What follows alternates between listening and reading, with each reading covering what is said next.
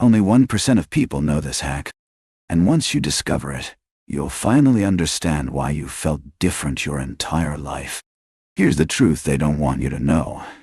Your mind doesn't just work differently. It operates on a frequency that 99% of people can't even detect. Stop scrolling. You need to see this.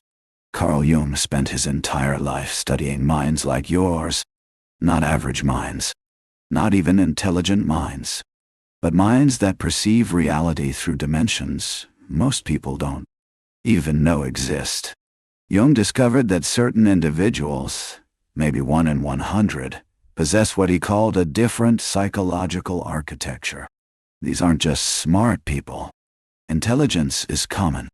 These are individuals whose consciousness operates in ways that make them fundamentally incomprehensible to the masses. If you've ever felt like you're speaking a different language while using the same words as everyone else, if you've wondered why conversations feel shallow when others seem satisfied, if you've noticed connections that make perfect sense to you but leave others looking confused, then what I'm about to share will change everything you thought you knew about yourself. I'm going to reveal 10 unmistakable traits that prove you belong to that elusive 1%. And here's what's fascinating. Jung himself possessed all of these traits, which is exactly why he could identify them in others. Stay with me till the end, because the last trait is something even Jung himself struggled to explain, and it's the one that will make everything else click into place. Trait number 1. You think in patterns and connections others miss. Carl Jung discovered that certain individuals possess what he called introverted intuition, the ability to see patterns and connections that remain completely invisible to 99% of people. If you have this trait, you don't just see individual events or pieces of information. You see the web that connects them all. Here's what this looks like in real life. When you watch a Marvel movie, you're not just following the plot. You're seeing the hero's journey archetype, the shadow integration of the villain, the collective unconscious themes playing out. When your friend tells you about their relationship problems for the 5th time, you don't just hear another complaint. You see the pattern they've been repeating since childhood, the unconscious dynamics they can't escape.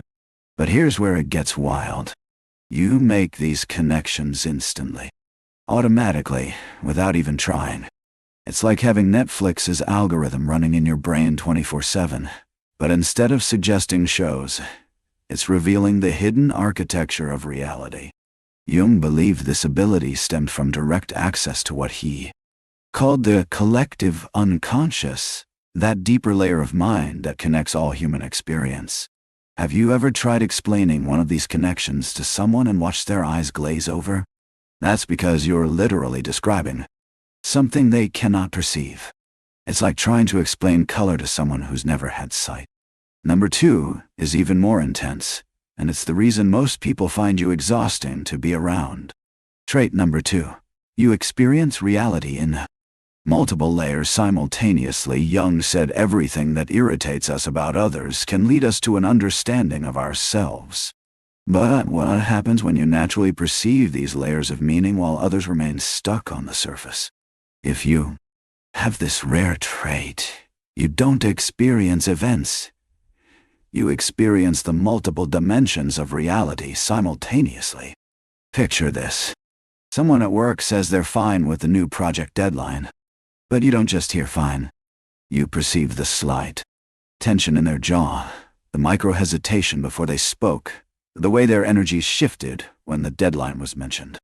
You're processing their words, their body language, their emotional state, their unconscious resistance, and the story they're telling themselves versus the truth they're avoiding, all at once.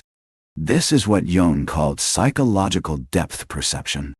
While everyone else is watching life in 2D, you're experiencing it in IMAX 3D with surround sound. You're picking up on emotional frequencies others don't even know exist. You're reading between lines that others don't see in the first place. Think about the last time you were in a group conversation. Were you tracking not just what was being said, but the power dynamics, the unspoken tensions, the things people wanted to say, but didn't? The real conversation happening beneath the surface conversation? That's not normal. That's extraordinary. And it's exactly why you often feel drained after social interactions. You're processing exponentially more data than everyone else. Most people think you're overthinking. They have no idea you're not thinking at all. You're perceiving. There's a massive difference, and trait number 3 will show you exactly what I mean. Trait number 3, you're magnetically drawn to the shadow side of human nature, according to Jung. One of the most telling signs of this rare consciousness is an inexplicable fascination with what he called the shadow. Those hidden, darker aspects of human nature that most people desperately try to ignore. But you're different. You don't just acknowledge everyone has a dark side. You're genuinely curious about it. While your friends are binge-watching feel-good comedies, you're deep into true crime documentaries. Not for the shock value, for the psychology. You want to understand what makes someone snap. What transforms a normal person into someone capable of terrible things. You're fascinated by villains in movies because you see the wounded child behind the monster. Jung discovered something remarkable about people like you. This isn't morbid curiosity. It's psychological maturity. You understand that light without shadow is incomplete, that you can't truly know someone until you've seen their darkness, that the parts of ourselves we deny are often the parts that hold the most power. Here's a test. When you hear about someone doing something terrible on the news, is your first thought judgment, or is it curiosity about what led them there? If it's the latter, you have this trait. You're not condoning harmful actions. You're trying to understand the full spectrum of human potential. Most people find this disturbing because they, 1, need their world divided into clear categories of good and evil. Your mind has evolved beyond these kindergarten concepts. This fascination with shadow work connects directly to why you probably have very few close friends. Which brings me to trait number 4. And this one might sting a little. Trait number 4. You feel like you're speaking a different language. Jung discovered that individuals with this rare cognitive pattern experience what he called psychological loneliness, the feeling that no one truly understands the language of your inner world. And I'm not talking about being introverted or shy. I'm talking about something much deeper. You know that feeling when you're trying to share something meaningful and you can see the exact moment the other person stops tracking? Like you're speaking English but they're hearing static. That's because your thoughts don't move linearly from A to B to C like most people's. Your mind makes quantum leaps, connecting ideas across vast, conceptual distances that seem completely random to others, but make perfect sense to you. Let me give you a modern example. You're scrolling TikTok and see a video about making sourdough bread. Within seconds, your mind has connected it to the patience required for personal growth, the fermentation process as a metaphor for shadow work, how modern society's need for instant gratification has disconnected us from natural cycles, and suddenly you're having an existential realization about time and transformation. Meanwhile, everyone else just saw bread. Jung believed this linguistic isolation wasn't a bug, it was a feature. Minds like yours are meant to be translators between dimensions of consciousness. You're downloading information from places others can't access and trying to compress it into words that barely contain what you're actually experiencing. Have you noticed how you often use metaphors, stories, and analogies instead of direct explanations? That's because you instinctively know that literal language fails to capture what you're really trying to communicate. You're not just sharing information, you're trying to transmit entire states of consciousness. Number 5 explains why this makes certain people instantly trust you while others find you deeply unsettling. Trait number 5. You can't separate logic from intuition. Here's something that drives you crazy about most people. They think logic and intuition are opposites. They'll say things like, trust the data, not your feelings, or don't be so emotional, be logical. Meanwhile, your mind is over here playing 4D chess, using logic, intuition, emotion, and perception as different instruments in the same orchestra. Jung understood this integration was a sign of advanced psychological development. While most people are stuck playing checkers with just their rational mind, you're conducting a symphony of consciousness. You know that gut feeling that tells you someone's lying even though their story checks out logically? That's not you being irrational. That's you processing micro data your conscious mind hasn't even registered yet. Think about how you make major decisions. You don't just make a pros and cons list like everyone tells you to. You gather the data, yes, but then you feel into it. You sleep on it. You wait for that internal click that tells you this is right. You know that the best decisions come from that sweet spot where logic and intuition shake hands. This is why you're probably terrible at explaining how you know things. Someone asks how you knew that person was bad news, or that investment would tank, or that relationship wouldn't last. And you just know. But try explaining that to someone who operates purely from logic. They'll dismiss you as woo-woo or lucky.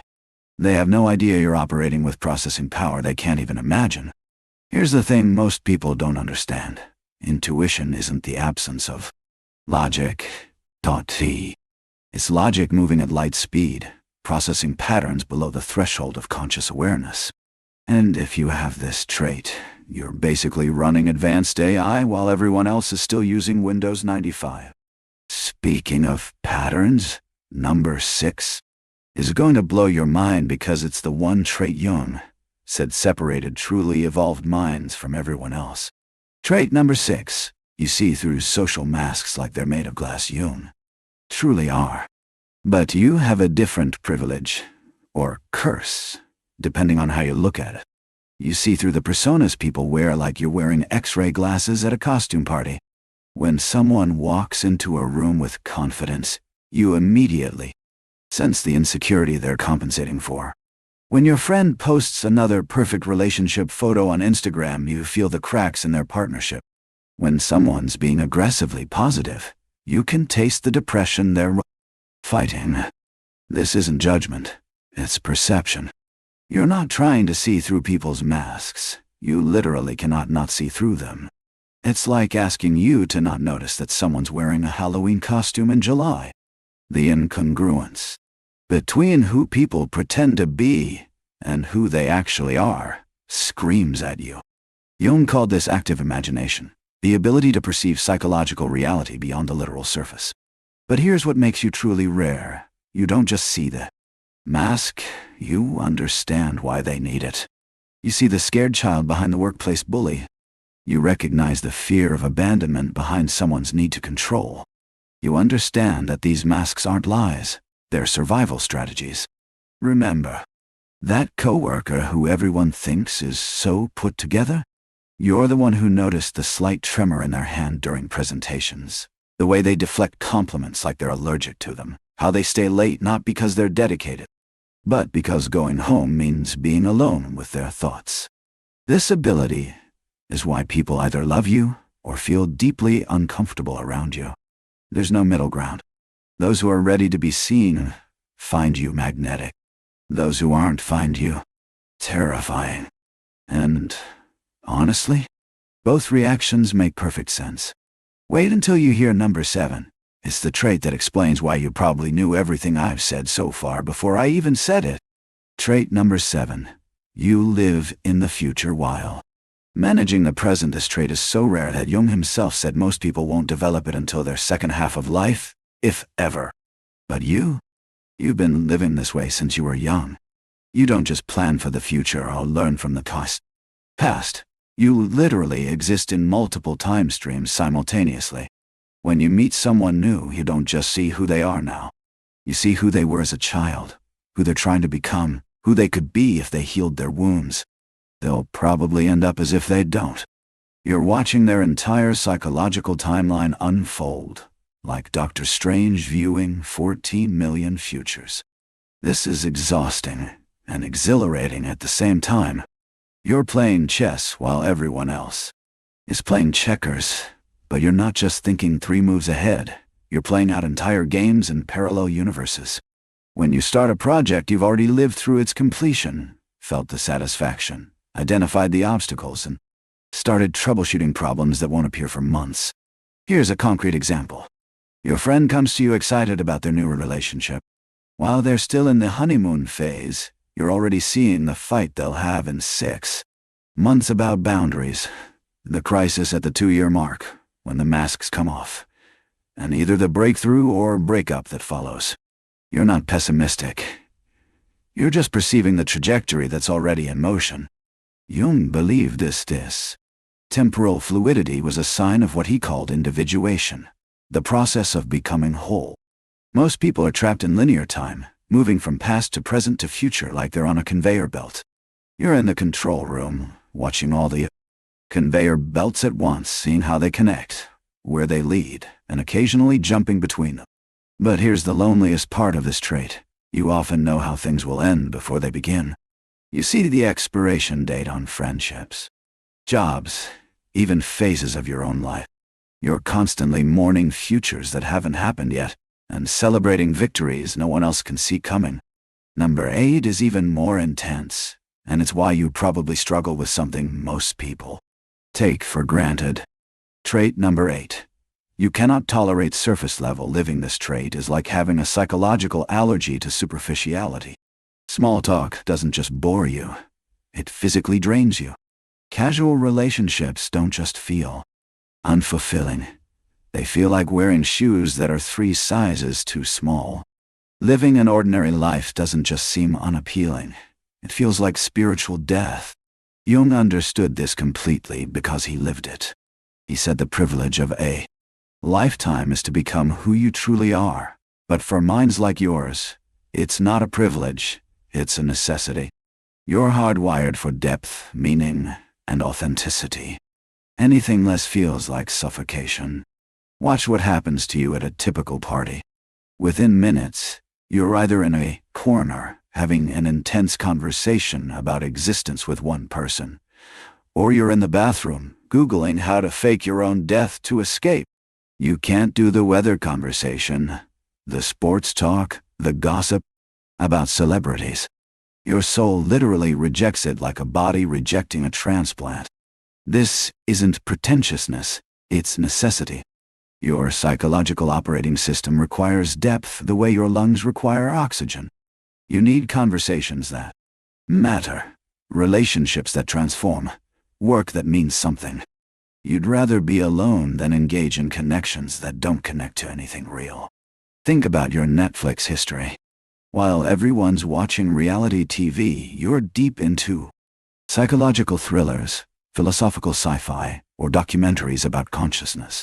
Your YouTube algorithm is confused because you're watching videos about quantum physics, ancient philosophy, true crime psychology, and how to heal childhood trauma, all in the same session. Jung called this the transcendent function, the psychological mechanism that refuses to let you settle for a divided, surface-level existence. You're constantly being pulled toward integration, wholeness, depth. It's not a choice, it's a compulsion. And it's the reason you probably have a complicated relationship with the word normal. Which brings me to number 9. Trait number 9. You transform through crisis while others simply survive. This trait is what Jung called the phoenix nature of consciousness. While most people go through crisis trying to get back to normal as quickly as possible, you do something completely different. You use crisis as a portal for transformation. When your life falls apart, and if you have this trait, it has fallen apart, probably multiple times. You don't just try to put the pieces back together. You examine each piece, understand why it broke, and rebuild something entirely new.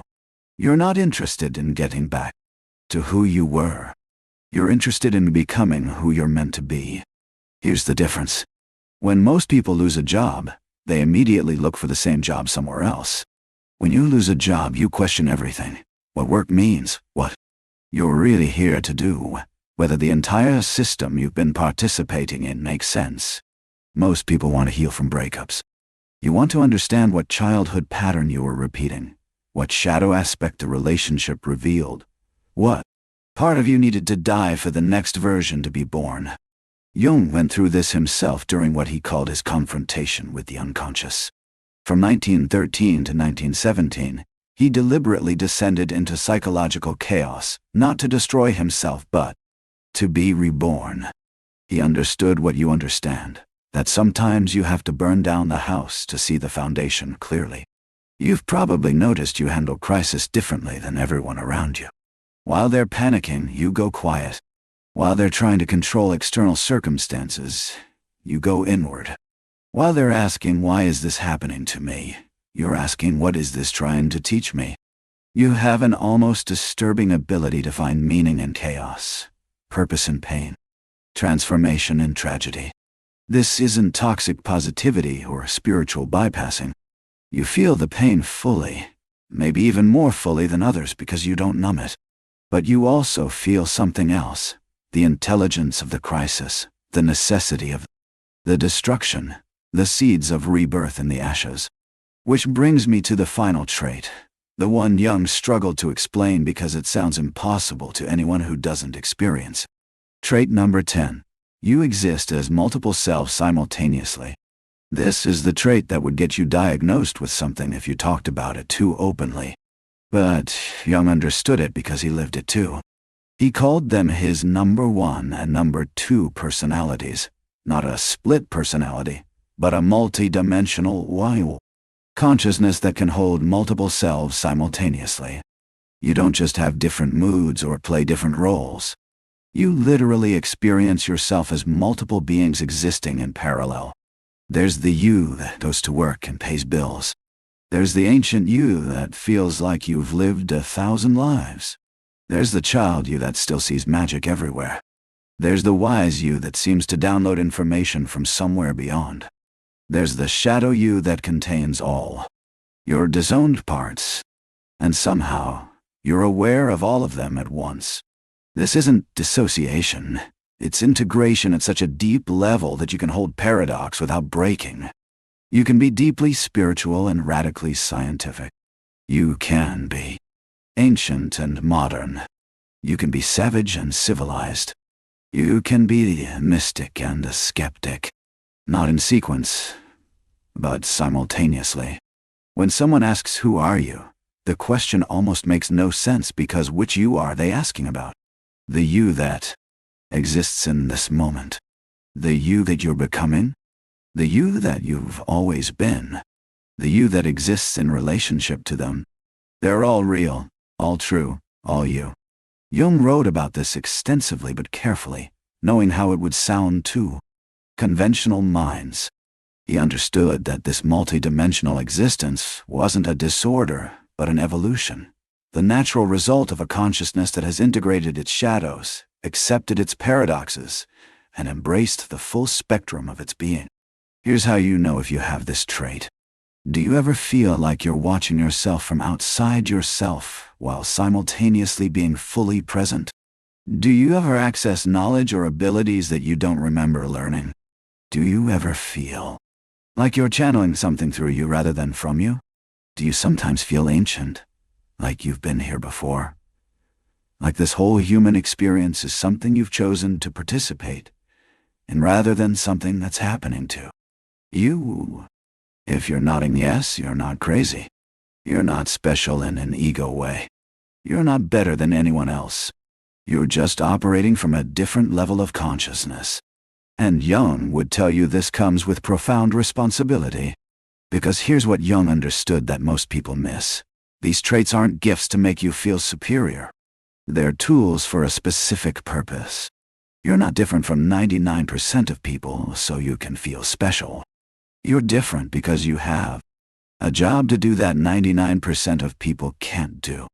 You're here to be a bridge between worlds, to insulate the unconscious into consciousness, to help humanity evolve by going first and showing it's possible, to hold space for paradox in a world that demands simplicity, to feel deeply in a world that's gone numb, to stay awake in a world that's sleepwalking. Jung said the most terrifying thing is to accept oneself completely. But you don't have a choice anymore, do you? You've seen too much. You know too Much. You've experienced too much. You can't go back to sleep. You can't pretend to be normal. You can't unsee what you've seen. And that's exactly as it should be. Because the world doesn't need more normal people. It needs people like you who are willing to be bridges, translators, alchemists, transformers. It needs people who can hold the tension of opposites without breaking. It needs people who can descend into darkness and return with light. If these traits felt familiar, you don't just avoid. Think differently. You are different. Jung believed minds like yours are meant to lead, not by force, but by example. Not by telling others what to do, but by being so authentically yourself that you give others permission to do the same. Your journey isn't about fitting in. It never was. It's about becoming so completely who you are that your very existence becomes a doorway for others to discover who they are. That's the real reason you're different. Not for your own evolution, but for your evolution of consciousness itself. Tell me in the comments which trait hit you the hardest. Which one made you realize you're not crazy, you're not broken, you're just operating on a different frequency. Because I guarantee you're not alone. There are others like you out there, and when we find each other, everything changes. If you want more deep insights like this, hit subscribe. Because your journey of self-discovery hasn't ended, it's just begun. And trust me, once you fully accept these traits instead of trying to hide them, once you stop apologizing for seeing what others can't see, once you embrace being incomprehensible to 99% of people, that's when your real life begins. Remember what Jung said, who looks outside, dreams, who looks inside, awakens. You're already awake. The question now is, what are you going to do about it?